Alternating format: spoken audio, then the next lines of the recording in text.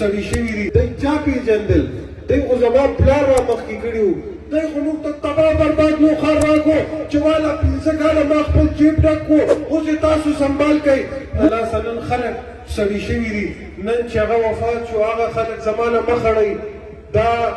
ما زه افسوس ما ته کېږي ما ته پکار وه چې زما پلار دا خلک پېژندلی وی چې د هغه د پرویز خان د وجې نن کوم خلک سړي شوي وو نن هغوی لګیا دي مخالف جلسې کوي دی چا پېژندل دی خو زما پلار را مخکې کړي وو دی هغه به ورته کارونه ورکول چې یو ناظم سي چې هغه ورته 1 روپۍ نه ورکوله نو د دی هېڅ حیثیت نو دی د دې قوم دا خدمت هم دی په غرض باندې کړی و څه خدمت یې کړی و ټول سیسټم یې تباه برباد کړی و چې کم خلک د عوامو سره مخلص ني هغه زموږ نه لرې ښه دي او موږ شکر باسو چې نن زموږ په قافله کې داسې خلک نشته چې د هغوی نه د عوامو زړه ټکېدلی دی دا 2013 کې دلته یو وزیر صاحب د هغه ټیکور پوره شوی د پیپل پارټۍ دې نوښار ته هغه کړي سو تباه او برباد نوښار یې موږ ته راکړی خفا مایوسه خلک یې موږ ته راکړي چې موږ رالو دی بیا وایي موږ څه کړي دي موږ دې نوښار ته ترقي ورکړې ده مخکې دی وایي موږ څه کړي دي تاسو د دې پول نه راوالی دا روډونه دا ګلۍ دا سوله لایټ د دې پول نه راوالی زوړ اسپتال روډ بوم جوړ کړی تحصیل روډ بوم جوړ کړی لیمبوانو لار بوم جوړه کړي ټینکۍ روډ بوم جوړ کړی شاګوله رټ روډ بوم جوړ کړی دی هغې ته مخامخ روډ چې نو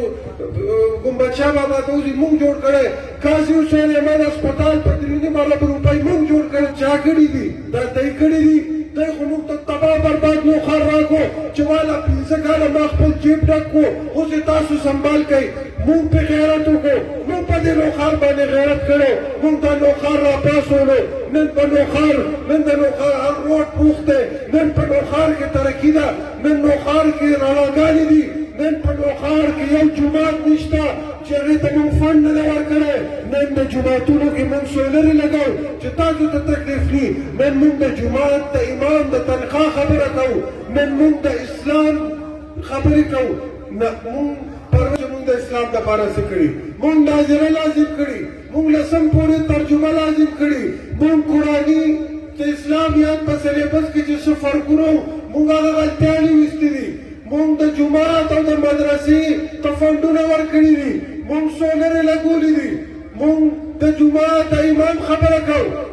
د هغه د تنخواه خبره کوو ځکه دې نوښار ته میډیکل کالج ورکړی دی دی وایي په جلسه کې ودرېږي وایي چې پرویز خان خو وی چې زه دا نوښاریان سیند ته وړم ما ته به یو جواب راکوئ په 14.5 اربه روپۍ باندې چا جوړ کړو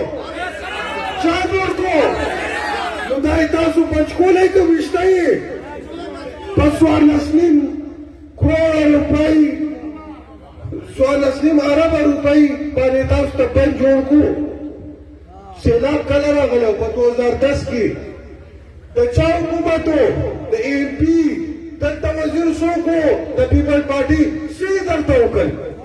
یو بد خبره ته جوړ کړی اسپتال یې خو درته نشو جوړولی څه یې درته وکړل نن راځي دوی په تقریر کې وایي چې پرویز خټک سیند ته ووایي دوی چې کله موږ ته نوښار حواله کړو په نوښار کې یو اسپتال و DHQ نن په نوښار کې صرف په 63 کې 3 غټ اسپتالونه دي قاضي حسین احمد دی الله وبخښي دا هغه شروع کړی دراني صاحب اکرم دراني دلته مشینري راله هغه مشینري ډي خان ته راوړه دی دا اسپتال تاسو ته نه جوړولو نن پرویز خان رالو 3.5 اربه روپۍ اسپتال ته ورکړي نن د قاضي کمپلکس اسپتال غونډه کې غټ اسپتال په نوښار کې شته نوښاریانو تاسو خو محرومه وئ د صحت نه محرومه وئ د تعلیم نه محرومه وئ د سړکونو نه محرومه وئ هېڅ سیم درته نو درکړي په تیاره کې ساتلي وئ ووټ به یې نه اخیستو او خپل جیبونه به یې ډکول نن پرویز خان په تاسو باندې غیرت کړی جمشید میا په تاسو غیرت کړی هر سړی سرکاري نوکر کېدی خو نه شي دا دی کومه خبره کوي نن دی خلک هم راکوي دی وایي چې وروره د مونږ یو MP د دی باسي دی به خلکو ته روزګار ورکوي 15 کاله کې دی نوښار ته څه ورکوي پرویز خان خبره کوي وای زه هلیکاپټر کې روان یم حیدر ودي راسره ناست و وای ما ورته ویل چې حیدر خان ډوبېږو بند راته ووایه وای ما ته وایي پیسې راسره نشته نو ښاریانو تاسو دپاره ورسره پیسې نشته او تاسو ورسره جلسې کوئ دې خلکو ته دا خلک د دې ځای نه وشړئ نن نو ښار کې موږ څه نه دي کړي 15 کاله زما پي ایم ایل این د کینډیډیټ ولاړ دی زما نه مشر دی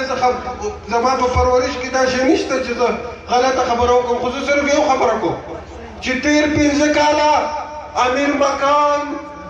د ګیس او د بجلۍ مشر و د صوبې او دی ورسره کوارډینیټر و دې نو ښار ته چېرته یو 2 فوټه ګیس پیپ راوړی دی تاسو یې مه وایئ دی دې راشي ودې ښایي چې چا ته یې راوړئ دا موږ باندې دا سیاست پرېږدو او یو 15 ټرانسفارمر یې ورته اخر کې ورکړي وي نو تیاره خپل بورډونه یې پرې لګولي وو نو چې کوم سړي ته به ټرانسفارمر خراب شو مالک کې به ډېر تکلیف شو نو هغه خلک به یې په هغه ټرانسفارمر اخیستل څنګه هغه ځای ته به لاړو تصویران به یې وایستل او ټرانسفارمر به یې ور وخېږو